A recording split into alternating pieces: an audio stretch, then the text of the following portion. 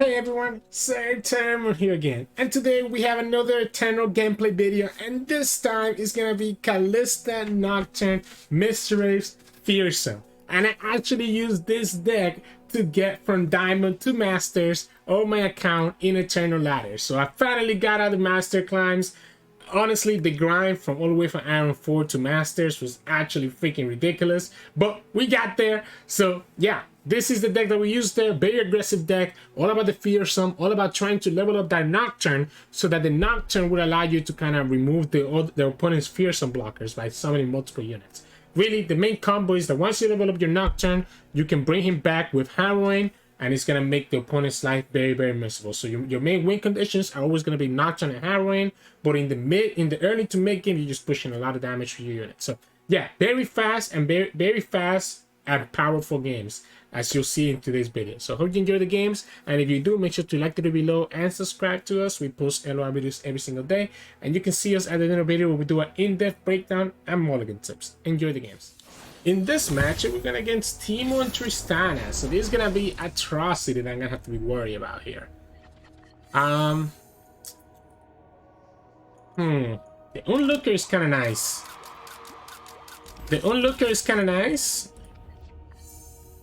Opponent does, I guess opponent has like Bile Feast maybe? With Shadow Owls, Pokey Stick for sure. Maybe you should just play the Onlooker out right now, to be honest. You know what? Let's do this. Let's just get this Nocturne leveled up. Let's just go like this. If the opponent wants to take the trade with the Teemo, I'm okay with that. Yeah, that's cool with me. I think I need to just work on getting the Nocturne leveled up. So we have Horror and Kalista next turn. If the opponent has a Grandfather Fade, I might not be able to play the Kalista. It's not a Grandfather Fade, it's just going to be a minion. So now we play Kalista. Have the opponent have a Soul Harvest if they have it.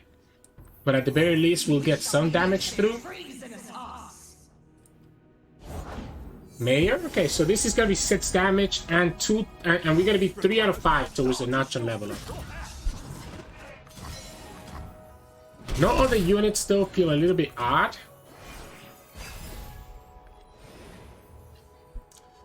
Yeah, not having any other units kind of sucks.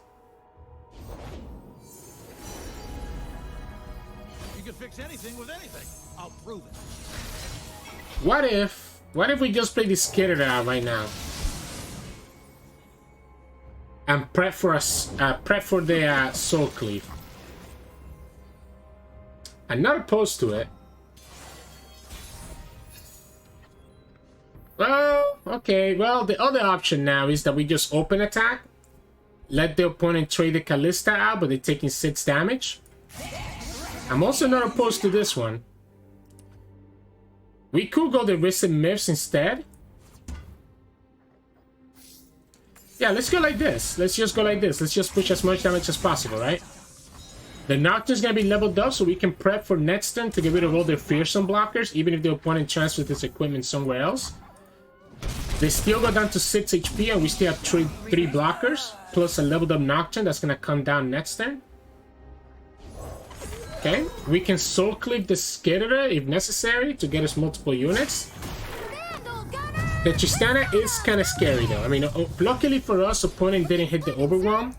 But I need to watch out for Atrocity. I need to really watch out for Atrocity. So it might be correct to just go for the Wraith Caller right now so that we have multiple blockers. Or, after that. After, when it's the opponent's turn. Because I need to be able to not be in a position where I'm losing to Atrocity.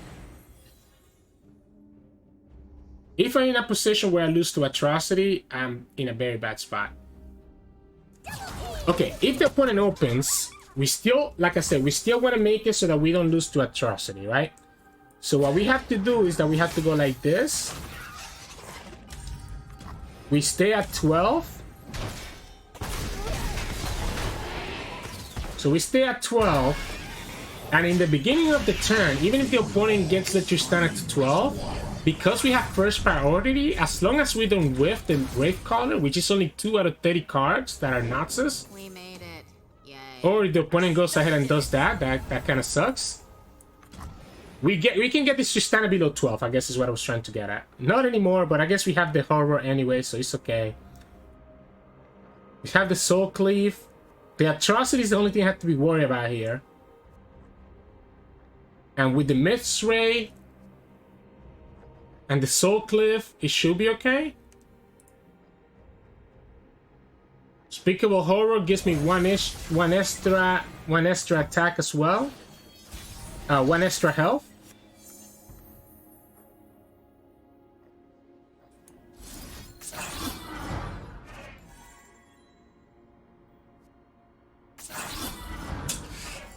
Woo!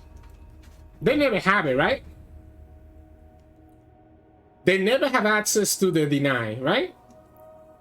So we either lose to deny here, or we play it slow, but the opponent continues putting fearsome blockers on the field.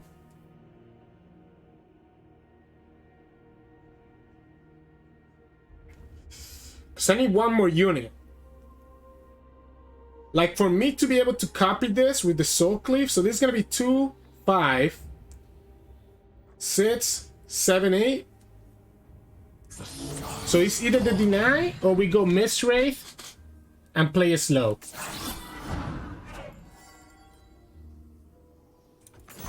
Alright. Let's go no deny.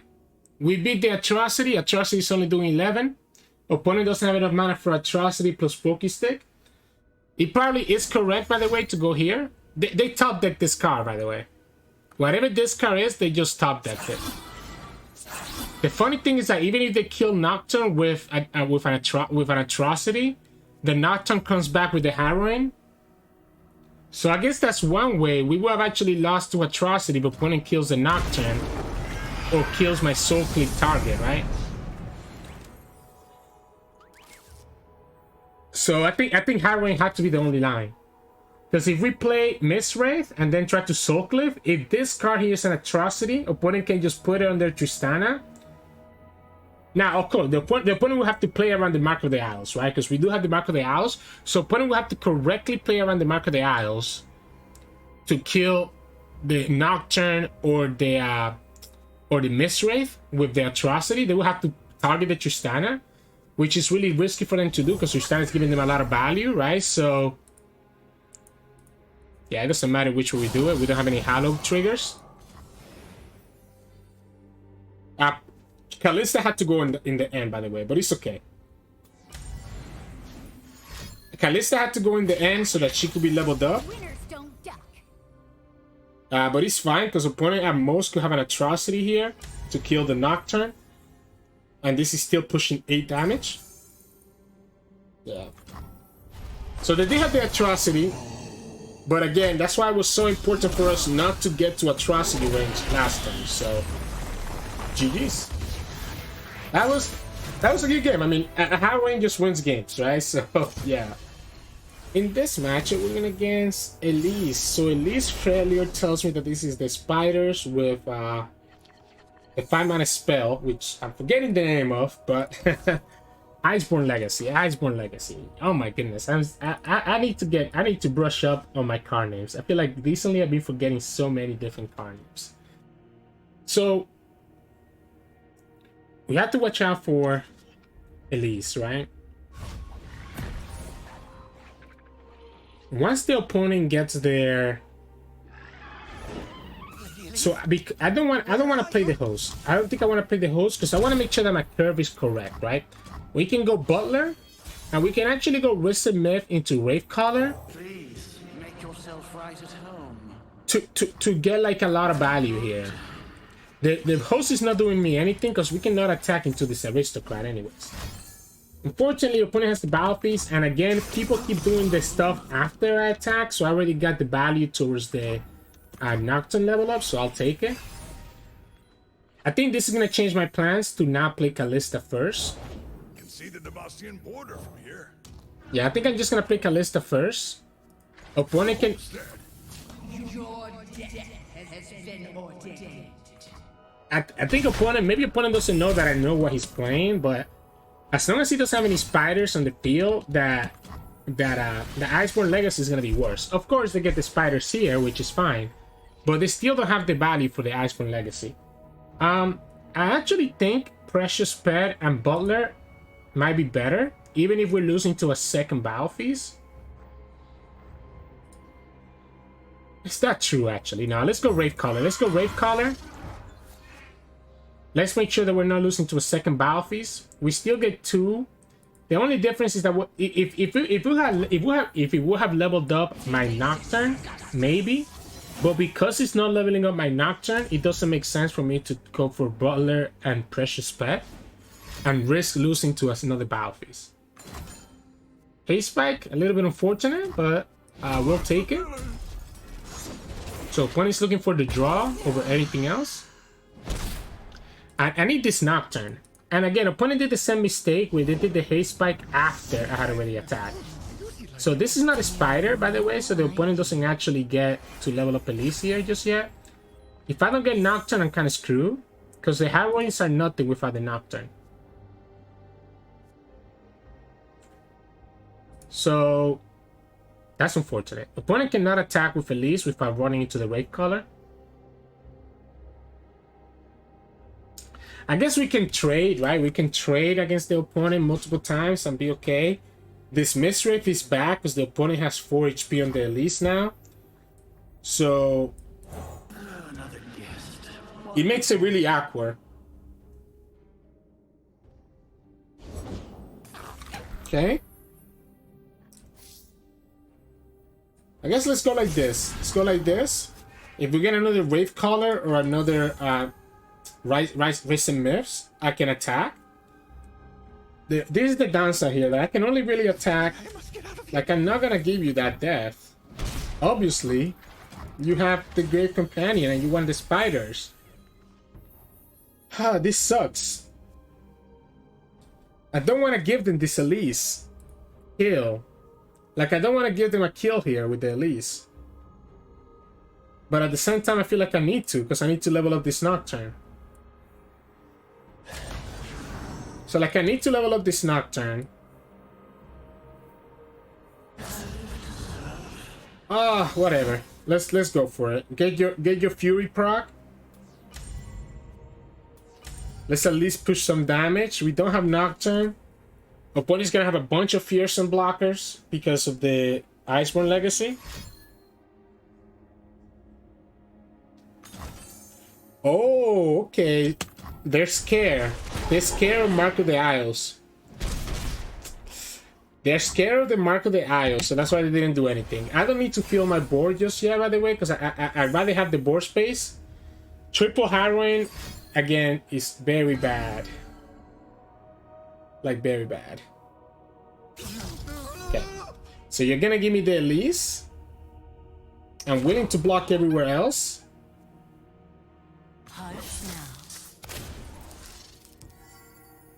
I'm actually gonna let this Wraithcaller die.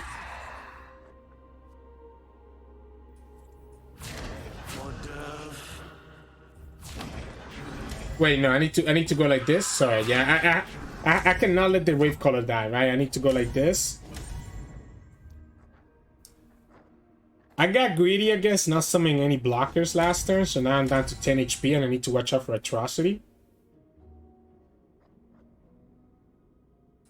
But I will have the Wraithcaller and multiple Mistwraith on the field, so the opponent's gonna have to trade next turn.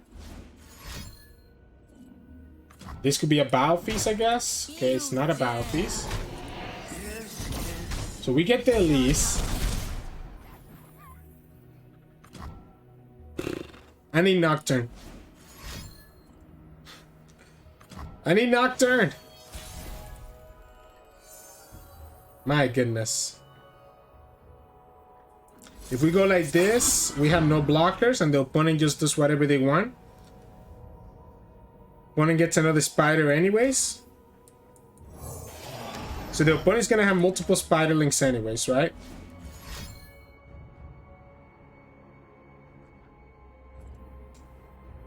This guy is giving him a lot of value. Like, I really need a Nocturne. Opponent just needs to Battle Feast. They have a Battle Feast in their hand that they're not showing us. They have a Battle Feast in their hand that they're not showing us. That's why, I mean, like, it's kind of weird with this deck, right? Because Nocturne is so important, but you don't want to harm Mulligan because you do need like certain cards to be able to survive, right? So I'm gonna take this attack here. If the opponent wants to block with both, that's okay, but I'm pretty sure they have a Battle Feast for this precious pet. Okay, they just drew it now. Yeah, they just drew the Battle Feast now. We can play the host so that we at least have blockers for the Spiderling. That's the only benefit. I guess if the opponent has a whale, I get screwed over.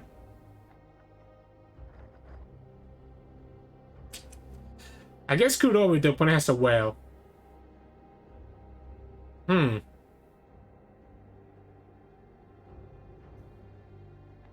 Or another Battle Feast. Another Battle Feast seals the deal. Another Battle Feast seals the deal. This game would be so different if I had Nocturne. Because even if the Nocturne would have died to that Vengeance, we just bring it back over and over again.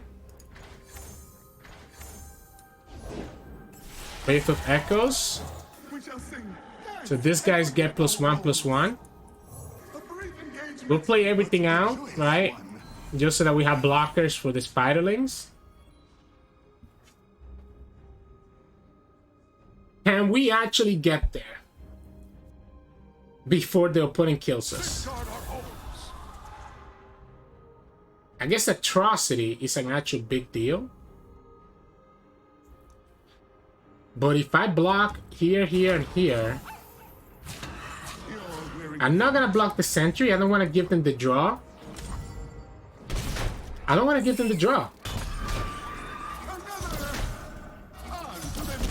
Because what's gonna happen here, right? The only thing that saves the opponent here is gonna be Ruination. So the only thing that saves the opponent here is gonna be Ruination. Or an Entomb. If you have an Entomb for this Nocturne, that also gets in there. If they're playing Three Sisters. So it has to be Ruination or Three Sisters. Or I guess Buried in Ice, if for some reason they're playing that as well, right? So there is a couple of outs. I don't think it's a Buried in Ice deck, right? I think it has, but it could definitely be Three Sisters. So the opponent gets the draw anyways. Could definitely be Three Sisters. Whew. The spiders get another +1. Okay, that's good. If the opponent fills up their board now, that's good for us. Because that means they cannot fill it up after the fact with blockers. So them filling it up right now is actually good for us. Atrocity doesn't kill us. So again, it's just Ruination. Right?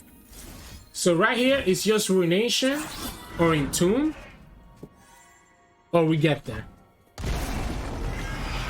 Double Whale, I guess? Double Whale gets them there. Maybe not, because we have 4 Hallows. We have 4 Hallow Deaths in the graveyard. Double Whale gets into 18. We can get to 14, 17. Actually, yeah, Double Whale gets them there. Pretty much any way that they have to clear my board gets them there. Like, if that... The good thing about Ruination is that we have just enough mana to play the Skitterer to actually bounce back if we need to.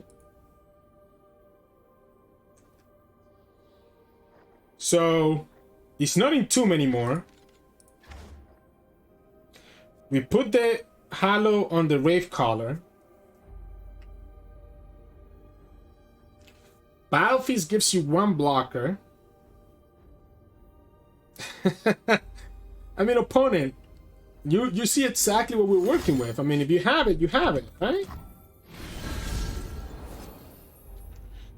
So they choose to go for the 1 blocker. Well, is 4.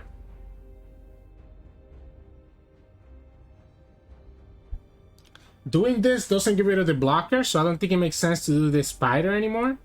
So we just go like this.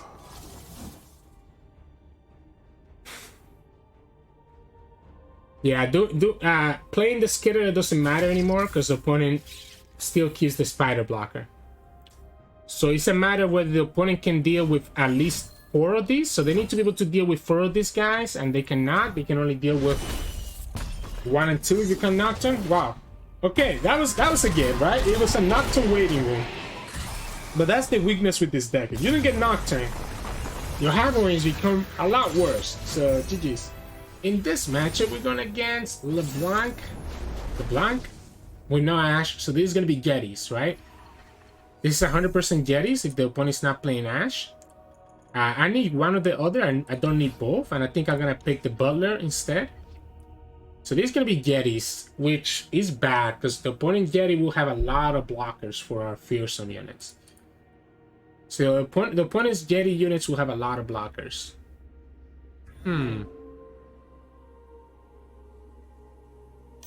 So we can go Butler and Host on turn 1 and 2. Kalista turn 3. Nocturne turn 4 doesn't make sense, right? Because we won't be able to trigger the Nightfall. I am glad that we have the Nocturne at least in our hand, though. It would allow us to level him up and actually get value from him. Double Nocturne. Okay, wow, a lot of champions. Okay, so opponent gets the Yeti. They don't want to block with this Yeti because they want to actually be able to use that to summon their Abominable. So they just top deck that Yeti Yearling. Here we can go Kalista.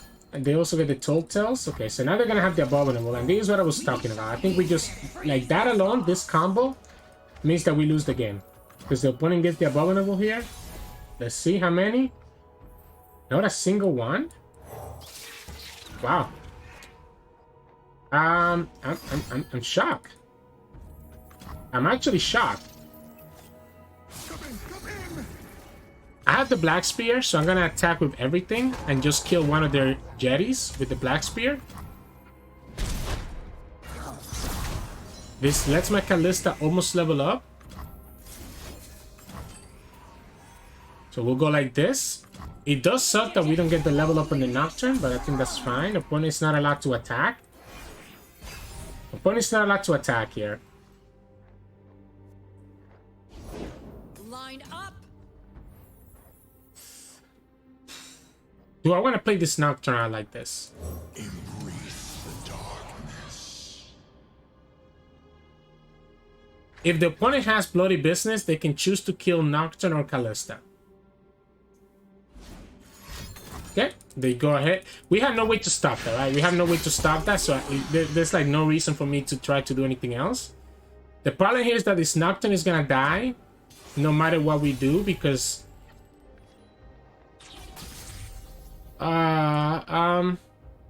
I guess, yeah, no, we're gonna go like this. We're gonna go like this. We probably need to get this Unspeakable Horror, right? Now the Nocturne will level up beforehand. So if we go like this, we level up Nocturne and just set up for a future turn. Having the level up Nocturne, I think, is important, because when we get the Harrowing, if we get the Harrowing, that could allow us to win the game. Okay.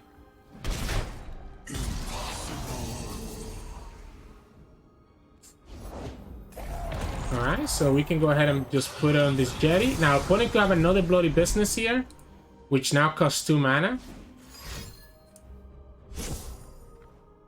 Still has the Abominable. I need just a moment. Okay, so that's fine, because we can just kill this now. I'm gonna kill this now before the opponent gets like a Troll Shen. He also gives me a unit that we can use for next turn, and that's a great unit.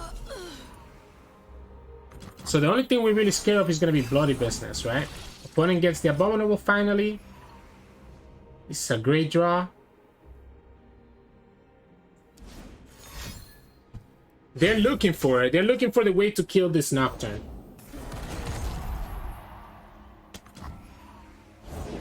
Time to make an appearance. I probably have to, right? So let's think about this. Do I have to do this now?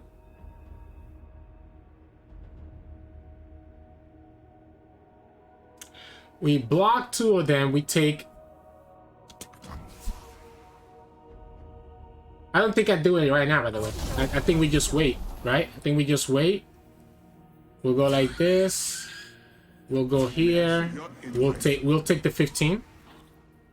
I think if I want to win, I need to just wait on my Gravecaller until next turn. Force the opponent to have the Unspeakable Horror. Not the Unspeakable Horror. Force the opponent to have the Bloody Business, the second one. They could have the Rally, but because we're gonna have the Gravecaller at the beginning of the turn, it's gonna get all their units like lower attack, right? Opponent has no space for the Mirror Image.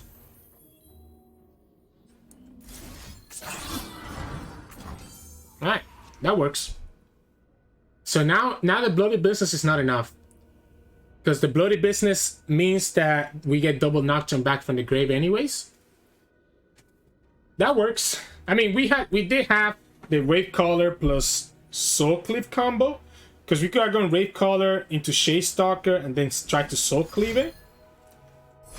Most opponent can do this, right? But it's still not enough because we had another Nocturne that already died.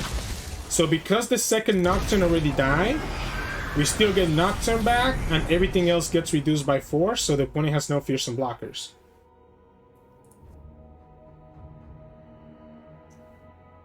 So it works out. It works out in the end. Yeah, that's not gonna be enough. We have the deaths here, so we can go like this. We attack with everything. Hallow, Kalista at the end, because she's gonna level up, and that's game. Like I said, that's why it was so important for us to just level up that Nocturne, even if we were gonna lose it, because I knew that if that Nocturne is in the graveyard, it makes our Harrowing just so much better, and that's exactly what ended up happening here. So GG's. In this match, we're gonna against Lurk. Early blockers are gonna be good against them, I guess. So like the Hose, like this hand is pretty good, right? It gives me a lot of blockers. The Hose, the Arachno Horror as a 3-attack blocker, then the Mistwraith and the Unlooker.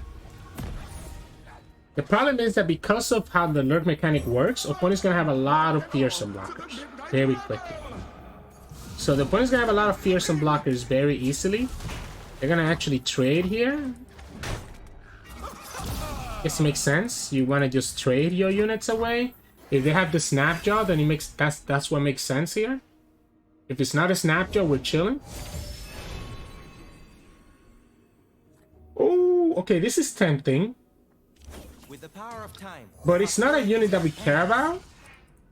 So I think we don't I don't think we bother with it, right? It's not a Lurk unit, so I don't think I want to trade there.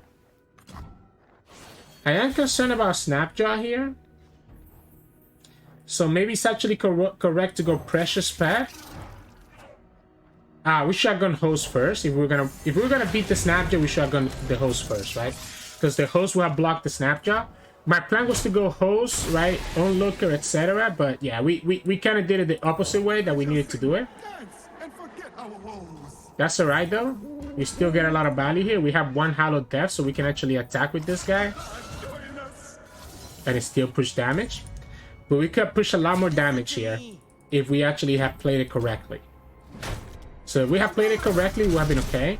So we messed up. Once we decided not to play the Mistwraith, we had to fix the order of how we did things. This Harrowing could become useful if the opponent doesn't get to kill us before that. Yeah, this is opponent needs to find Pike, and very soon. Because we're just trading here. Yeah, this could be a Pike, right? So they need to find Pike, and they need to find Pike very soon. Which I'm guessing is what it is, right?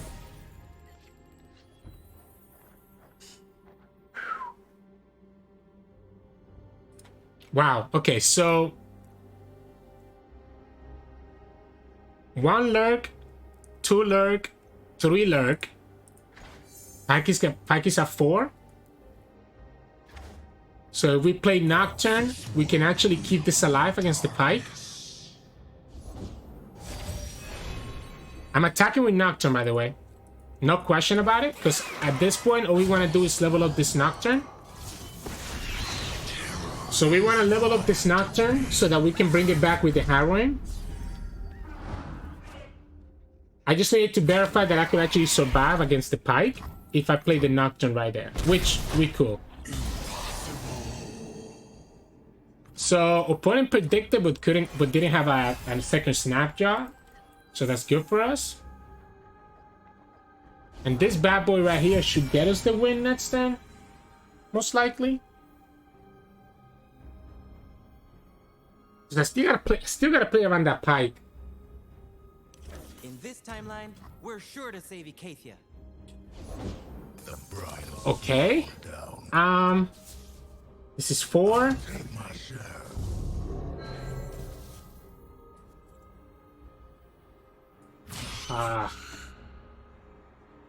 So 5. If the opponent has exactly a Bone Skewer and a Pike from the top, they actually get there. Because they'll be able to level up this Pike. Not true. Not true, because the Harrowing, the Nocturne stops it, right? So the Nocturne stops the Pike from being able to level up. So we're okay. Yeah, the Nocturne stops the Pike from being able to level up. Even if the opponent will need to, again, they will need to have a Pike in their hand. I guess they could still have a Pike and then have a Bone Skewer, right? Which, of course, they don't have it. I guess let's put this one first. It doesn't really matter. Doesn't really matter which one we put first. This is lethal 100 different ways. Opponent has no blockers. Okay, we get there. Wow.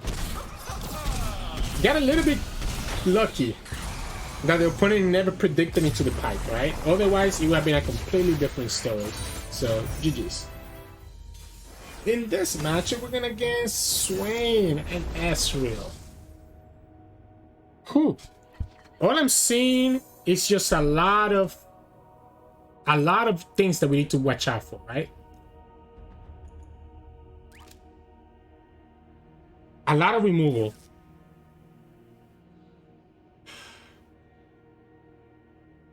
I might keep this Butler.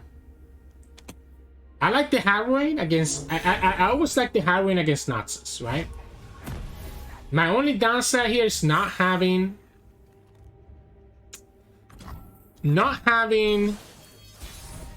access to Nocturne. Let's force the Mystic Shutout. Let's force the Mystic Shutout right here. If the opponent gets Ezreal on turn 3, that's kind of annoying. But not impossible for us to deal with. Like, we're gonna just go for the Risen Myth game plan? Yeah, so the opponent has to Mystic Shot now before we can get access to leveling up our Nocturne, right? So that makes sense. Is it ever Kalista? I think it's Kalista. I think I like Kalista now over the Risen Myth. And then playing the Wraithcaller down. Force the opponent to have to commit a flock here. Okay, so we take the Sentry Flock out of them right now. And I think that's a fair trade. So that's a fair trade to take the flock right here. Wait, what? I don't understand. Why not do it? Why not do it? You had the Sentry Flock and you didn't do it? They had the spell on the stack. So that was 100% a flock. Unless you were gonna be short of mana for something else here? No, it's because you wanted to do High Note and Mystic Shot? I'm so confused. They have 4 cards left. They're gonna have a really hard time dealing with this Harrowing. They're gonna have a really hard time dealing with this Harrowing.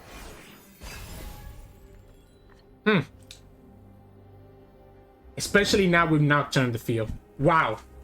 Wow. So, Nocturne is 4. We have 6 plus 1 next turn. We probably want to be able to go Risen Myths plus Nocturne, so we want to be able to keep 8. So we need to keep 2 spell mana. So this turn we can go Butler and Mistwraith and be okay. can go like this.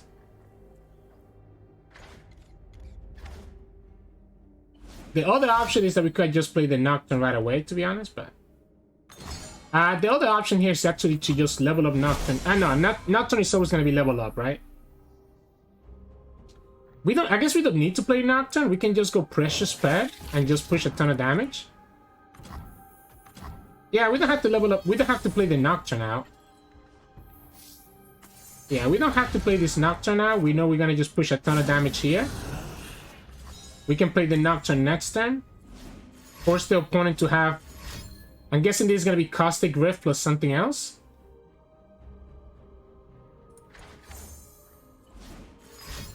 Okay, so Time Trick. Did the opponent use 2 spells last turn? They didn't. So the Caustic Rift costs 4 mana. Death Lotus and Sun Fumes. They still take 5 damage. But this Swain is leveled up now. Need to watch out for that. But how is the opponent dealing with the Soul Cleave? Not with the Soul Cleave, sorry, with the Harrowing. Huh.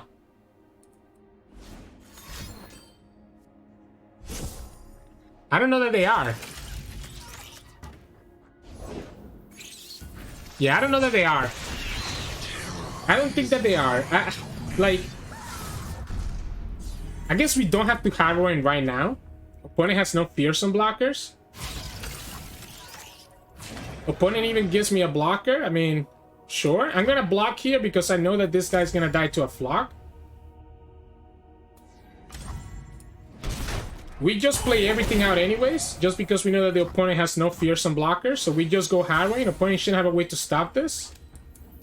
Yeah, opponent knows exactly what's coming. So that's going to be 4 Mistwraiths. Opponent's going to have double Death Lotus or Caustic Rift. If they're playing Death Lotus, I doubt it that they're playing Caustic Rift. So it's just going to be Death Lotus that we have to watch out for. Kalista unfortunately doesn't get to join the party. Now, if I don't win here, I just lose the game. So let's see what happens. Technically, the Swain is leveled up, so it's always going to be a Fearsome blocker, even if we play the Onlooker. Sentry. Okay. So we go here. Get rid of the Sentry as a blocker. Archivist. Okay, so Death Lotus, Death Lotus. There's actually a real chance now. So there's actually a real chance now that the opponent look for it. This was a mistake. I should have put it on the Wraith Caller, by the way. I forgot about the Hollow buff. So double Death Lotus. 2 cards. Oh boy. Not enough. Wait, just barely. How is it barely? Not enough, huh? Because he doesn't kill one of them. Yeah. Oh boy, that was close. That was very close. I think there was a slight misplay there at the end where I put the Hollow buff on the wrong unit. But aside from that, I think it was clean enough. And that's the game that took us to Masters in Eternal. So there you go. Woo! That was spicy. So GG's. Hey, welcome back everyone. Hope you enjoyed today's games. What a way to get to Masters. It was very close. I really thought that the opponent was really gonna have, you know, the other AoE spells to kind of be able to survive the Harrowing. They were really close. They really just needed one more ping somewhere to actually get there. And that's kind of the problem with this deck. I mean, a lot of these matches were very close. I mean, some of them maybe not so much, but a lot of them were so close because it really all comes down to just having the right Harrowing, right? Just having the Fearsome is usually not enough, right? A lot of opponents are able to remove the Fearsomes. You have a lot of kind of control decks going on right now between, you know, Karma, Set, between Annie, Carabina, any like, you know, Bando City, Natsu style control decks. You have some Seraphine decks going around. So there's a lot of removal out there, which makes it really difficult for you to just win with just Fearsomes by themselves. It usually requires you to have Nocturne and Harrowing As you saw in most of the games today, that we were able to kind of close out most of the games the same way, just with that big Harrowing turn and having the level up Nocturne. Now, there are some games that didn't make it to this video. We ended really short because I just opened like Mistwraith into Wraithcaller and just overwhelmed the opponent with Fearsome. Those games are going to end up really quick when you're not going against an opponent that has removal. So that's kind of the way that this deck is going to go. Sometimes you just open up all your Fearsome units and just push enough damage to get yourself there, especially if you open up with like the Mistwraith and the Wraithcaller and the Soul Cleave to get your Mistwraith to be humongous. It ends up being really easy for you to kind of just beat them. Otherwise, you're kind of finishing up every game with Nocturne and Harrowing. So that's the general start with this deck. Just attack with your Fearsome units, level up the Nocturne as early as possible, even if you need to sacrifice your Nocturne, because it's going to be really crucial once you get the Harrowing that you have the Nocturne leveled up when it gets summoned. So that's the whole game plan with this deck. In terms of mulligan, I'm looking for my early Fearsome units so that I can actually level up that Nocturne, right? So I'm either looking for the Mistwraith package, or I'm looking for the stuff like the Precious Spec, the Arachno Horror. The Lurk can be really good as well in certain situations. Butler, right? So I'm kind of looking for all my 2-drops and less. If I already have a few of those, then I'll look to keep the Kalista. I'll look to keep the Wraithcaller. I'm always keeping at least one Nocturne. As you saw in some games, we're literally just waiting to draw a Nocturne. It's very important for you to have a Nocturne in your hand so that when you level him up, you're able to throw him down in the field and enable your Harrowing later on in the game. So I recommend keeping one Nocturne if you see it in your hand, but otherwise you're just looking for your early Fearsome units so that you can start putting a lot of pressure into the opponent in your mulligan and your strategy. Aside from that, this deck is very easy to play, right? And it's not that expensive, right? I mean, you kind of see it right here with the gems. It's only 3 epic cards, which is the Harrowing, and 6 champion cards with Kalista and Nocturne. So it's not that expensive to actually get to play this deck if you're looking for like a new deck to just climb with really quickly. As you saw, the deck is good enough to take me to Masters, and it's actually doing really well in the stats over the past 3 days. So it's definitely a deck that I recommend trying if you miss this Fearsome archetype that has been gone since rotation came into the field. Now, the other thing, one thing that you might not know about if you lasted this long watching the video is that I actually do keep track of all the decks that I have reached Masters with.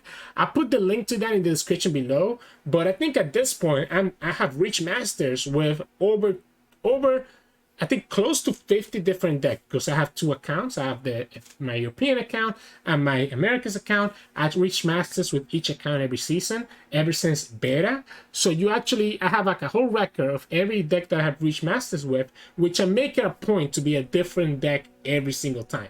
So if you ever want to look down memory lane and just kind of see all the different decks that have been meta throughout the Legends of Runeterra history, then check out the link below to that spreadsheet so you can see my Masters deck history. But anyways, hope you enjoyed today's showcase of Fearsomes. If you did, make sure to like the video below and subscribe to us. We post LOR videos every single day. You can also find us on Twitch at Sirturmund. We stream every now and then, and you can also find us on Discord and Twitter. The links to those are both in the description below. Thank you so much for watching, and I'll see you all again tomorrow.